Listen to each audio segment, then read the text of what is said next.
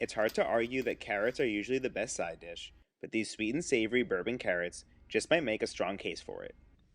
Start by preheating your oven to 425 degrees and peel 5 to 6 large carrots.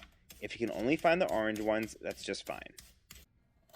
Then we're going to cut them into 1 to 2 inch long chunks. You want to slice them on the bias, and you should gradually cut them into shorter pieces as you get towards the wider part at the end. So take your time and turn the carrots as needed to get triangle-like shapes. It's important that they're all around the same size and weight so they cook evenly in the oven. But if the thin ones from the tip get a little char, that will just be extra flavor. On a baking sheet, toss the carrots together with a few tablespoons of olive oil. Then add a couple big pinches of salt, along with some rosemary sprigs and 1 large unpeeled garlic clove.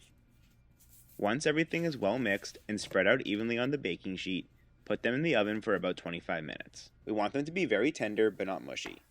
I didn't stir mine or open the oven during the entire cooking process, so the bottoms could get very golden brown.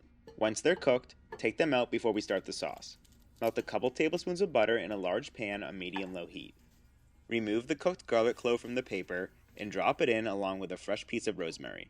Break up the garlic clove with a wooden spoon to flavor the butter. After the garlic is broken up into small pieces, turn the heat to low and add in all the carrots. Stir them around to coat in the butter.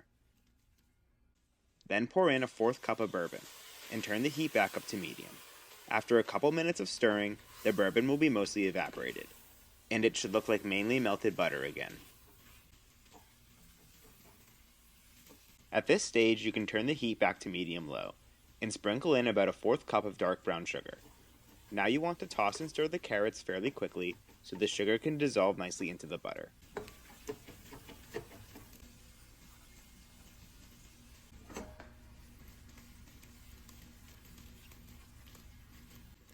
Once all the carrots are well coated, you can turn the heat off and add a small pinch of salt and pepper. I also added a dash of cayenne pepper for some heat before giving them one last toss.